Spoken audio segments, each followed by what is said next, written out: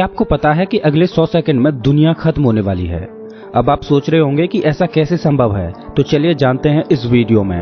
16 जुलाई 1945 Trinity site, new Mexico में दुनिया का सबसे पहला एटॉमिक बॉम्ब परीक्षण किया गया, जिसने 6 सालों से चले आ रहे दूसरे वर्ल्ड वॉर को ही खत्म कर दिया।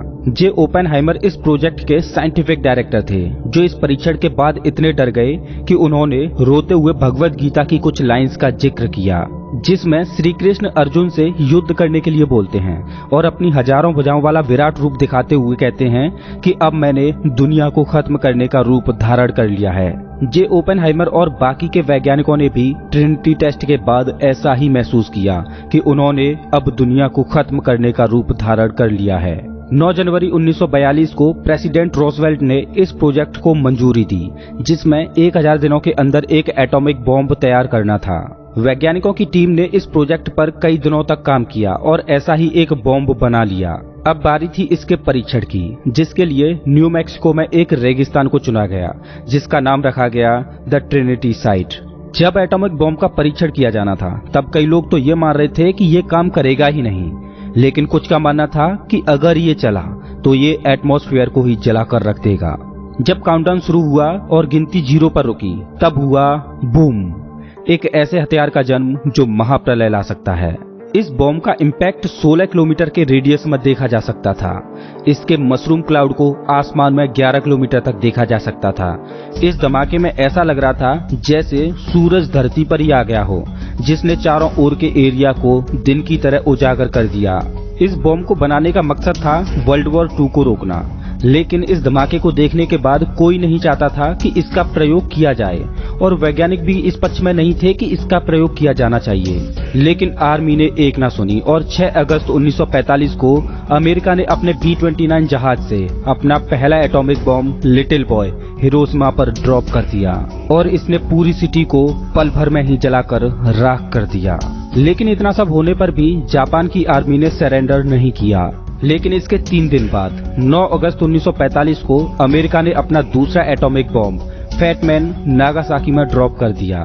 इन दोनों बड़े धमाकों से जापान में लाखों लोगों की जान गई और फाइनली 2 सितंबर 1945 को जापान की आर्मी ने सरेंडर करते हुए 6 सालों से चले आ रहे एक युद्ध को विराम कर दिया।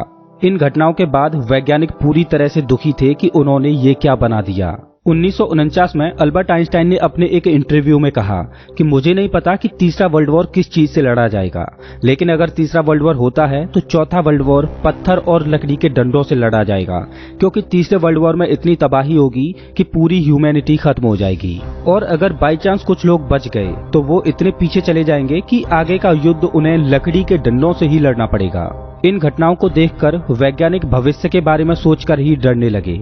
ये ऐसे हथियार हैं कि पल भर में पूरी दुनिया को खत्म कर सकते हैं, जिसको वैज्ञानिकों ने डूम्सडे का नाम दिया, मतलब कयामत का दिन। वैज्ञानिकों का मानना था कि आने वाले समय में ऐसे हथियार लगभग हर एक देश के पास होंगे। इसी विनाशकारी विकास के आधार पर डूम्सडे क्लॉक का निर्माण किया गया। ये घड़ी समय तो नहीं बताती, लेकिन ये जरूर बताती है कि दुनिया कब खत्म होगी। ये सिर्फ एक अंदेशे पर आधारित एक घड़ी है। इस घड़ी में रात के 12 बजने का मतलब है कयामत का दिन, यानी दुनिया का अंत। इस घड़ी में सबसे पहले समय 1947 में रात के 12 बजने से 7 मिनट पहले सेट किया गया था। आपको बता दें कि इस घड़ी में समय जितना 12 बजे के करीब होगा, उतना ही दुनिया का अंत करीब होगा। जब डूम्सडे क्लॉक में समय 12 बजने से 7 मिनट पहले सेट किया, उस समय वैज्ञानिक भविष्य में होने वाले परमाणु युद्धों को लेकर चिंतित थे, इसलिए डूम्सडे क्लॉक का समय 12 बजे के करीब रखा। लेकिन 1 साल बाद जब वैज्ञानिकों को दुनिया के हालात सही दिखे, तो इस घड़ी में समय 1 घंटा पीछे कर दिया गया। डूम्सडे क्लॉक में हर साल जनवरी में दुनिया के हालातों को देखते हुए समय की समीक्षा की जाती है। अगर दुनिया में कहीं युद्ध का माहौल या प्राकृतिक आपदा जैसी घटना घटने की संभावनाएं नजर आ रही हैं, तो इस घड़ी में समय 12 बजे के पास सेट कर दिया जाता है। और अगर दुनिया में शांति का माहौल दिख रहा है, तो इसमें समय 12 बजे से दूर कर दिया जाता है। इस घड़ी में अभी तक समय में 22 बार परिवर्तन किए जा चुके हैं। हाल ही में उत्तरी कोरिया और अमेरिका के बीच बढ़ते तनावों को देखते हुए परमाणु युद्ध की आशंका जताई जा रही थी। इस वजह से डूम्सडे क्लॉक में समय 2 मिनट आगे बढ़ा दिया गया था। इस वीडियो के बनने तक फिलहाल डूम्सडे क्लॉक का समय 11:58 और 20 सेकंड है, जो ये दर्शाता है कि हम कयामत के दिन के कितने करीब हैं। इस घड़ी के अनुसार हम सिर्फ 100 सेकंड दूर हैं कयामत के दिन से। अगर इस घड़ी में समय 12 बजे की ओर बढ़ता है तो वो किसी देश की जीत नहीं होगी, किसी धर्म या समुदाय की जीत नहीं होगी, बल्कि वो इंसानियत की सबसे बड़ी हार होगी। 14 नवंबर 2016 Oxford union debate society London. इस सदी के महान वैज्ञानिक स्टीफन हॉकिंग एक सभा को संबोधित करने वाले थे। इसमें सैकड़ों लोगों की भीड़ मौजूद थी। सभी लोग स्टीफन हॉकिंग द्वारा संबोधित किए जाने के लिए उत्साहित थे। सबको लग रहा था कि आज स्टीफन हॉकिंग साइंस और खगोल विज्ञान के बारे में कुछ नया बताने वाले हैं। जब स्टीफन हॉकिंग ने अपना भाषण दिया तो पूरी सभा अचंभित हो गई, किसी रोमांच की वजह से नहीं बल्कि एक डर की वजह से, क्योंकि हॉकिंग ने बताया कि आने वाले 1000 सालों में मानव जाति इस पृथ्वी से पूरी तरह से खत्म होने वाली है। पहले तो लोग स्टीफन हॉकिंग की इस बात को मजाक में ले रहे थे, लेकिन जब हॉकिंग ने अपने तर्क दिए तो लोगों ने अपने दांतों तले उंगलियां दबा ली। जब तक हॉकिंग का भाषण समाप्त हुआ तब तक ज्यादातर लोग स्टीफन हॉकिंग की बातों से सहमत हो चुके थे। उनका पहला तर्क था आज के आधुनिक हथियार। आधुनिक दौर में आधुनिक हथियार ही सबसे बड़ा खतरा है मानव जाति के अंत का। जैसा कि हम जानते हैं कि अगर अगला वर्ल्ड वॉर होगा तो वो इंसानों की शक्ति से नहीं बल्कि आधुनिक हथियारों की शक्ति से होगा। वो वर्ल्ड वॉर नहीं बल्कि एटॉमिक वॉर होगा और उस विध्वंस में आहुति दी जाएगी इंसानियत की। आज पूरी दुनिया में 10,000 से भी ज्यादा एटॉमिक हथियार मौजूद हैं, जिनकी पावर हिरोशिमा और नागासाकी पर छोड़े गए हथियारों से भी कई गुना ज्यादा है।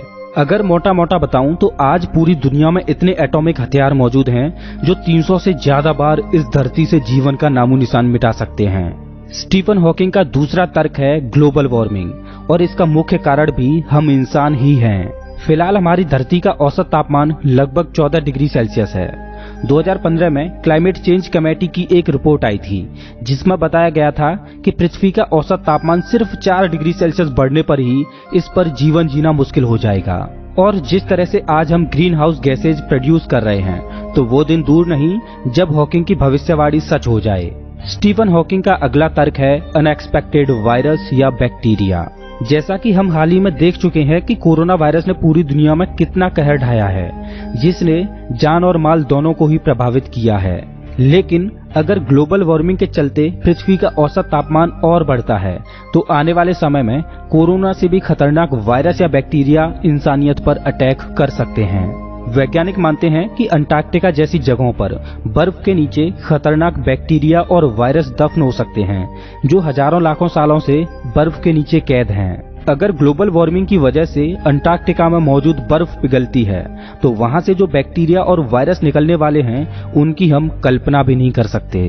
जैसा कि हम जानते हैं कि अभी तक कुछ गिने चुने ही बैक्टीरिया या वायरस ऐसे हैं जिन पर वैज्ञानिकों ने शोध किया है, और अभी भी हजारों या लाखों बैक्टीरिया या वायरस ऐसे होंगे जिन पर अभी शोध होना बाकी है, और इनमें कुछ खतरनाक वायरस ऐसे भी होंगे जिनसे अभी हमारा सामना होना बाकी है, और हम समय समय पर इनका सामना करते भी रहते हैं।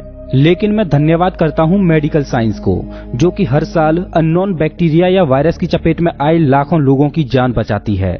स्टीफन हॉकिंग ने आखिरी तर्क दिया कृत्रिम बुद्धिमत्ता यानी आर्टिफिशियल इंटेलिजेंस। मशीनों की बढ़ती हुई बुद्धि कहीं इंसानों पर उल्टी ना पड़ जाए, इससे भी वैज्ञानिक काफी असमंजस में पड़े हुए हैं। वैज्ञानिक आर्टिफिशियल इंटेलिजेंस यानी मशीनों की बुद्धि को 3 भागों में बांटते हैं, वीक एआई, स्ट्रॉन्ग एआई और सिंगुलरिटी एआई। आज के दौर में हम वीक एआई को इस्तेमाल कर रहे हैं। वीक आर्टिफिशियल इंटेलिजेंस वो होती है जिसमें मशीनों के सोचने समझने की क्षमता इंसानों से कम होती है। लेकिन जिस तरह से मशीनों की बुद्धि को बढ़ाया जा रहा है उस तरह से कुछ दशकों में ही आर्टिफिशियल इंटेलिजेंस स्ट्रॉन्ग एआई बन जाएगी।